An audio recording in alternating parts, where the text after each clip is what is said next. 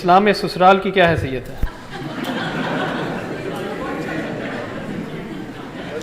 اصل میں پوچھنا یہ چاہیے کہ سسرال ہمارے ساتھ جو کرتے ہیں اور ہم جو سسرال کے ساتھ کرتے ہیں اس کی اسلام میں کیا حیثیت ہے؟ دیکھیے بات یہ ہے کہ اسلام اخلاقیات کی تعلیم دیتا ہے، وہ ہم کو رشتوں کے احترام کی تعلیم دیتا ہے، وہ لوگوں سے یہ تقاضا کرتا ہے کہ وہ ایک دوسرے کے ساتھ محبت کریں، ان کی عزت کریں، ان کا احترام کریں، اپنی بات سلیقے کے ساتھ کہیں، اپنے بزرگوں کی خدمت کریں، فرق مراتب کا لحاظ رکھیں۔ یہ اسلام کی اخلاقی تعلیمات ہے، اس میں خاص طور پر سسرال کے نام سے کوئی عنوان نہیں ہے،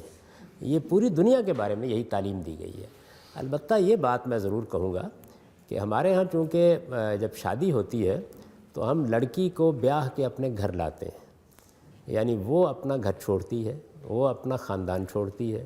وہ آتی ہے اور ایک لحاظ سے ایک نئی زندگی شروع کرتی ہے۔ یعنی لڑکا تو نہیں چھوڑ کے جا رہا نا،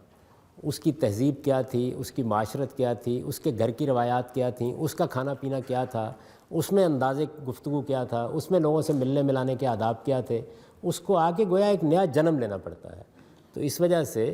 جس کو آپ سسرال کہتے ہیں اس میں خاص ساس ہو یا سسر ہو، ان کو بڑی شفقت کرنی چاہیے، کیونکہ اس نے گھر چھوڑا ہے، وہ پہلے ماں اور باپ بننے کی کوشش کریں اور بن کے دکھائیں، اس کے بعد کوئی 4 سال بعد اس سے تقاضا کریں کہ وہ بھی بیٹی بن جائے۔ ہم اصل میں آتے ہی اس سے تقاضا کرتے ہیں کہ بیٹی بن جائیں اور اپنے ماں باپ بننے میں 50 سال لگا دیتے ہیں۔ تو بس میں صرف یہ درخواست کرتا ہوں کہ اگر آپ اتنی بات پلے باندھ دیں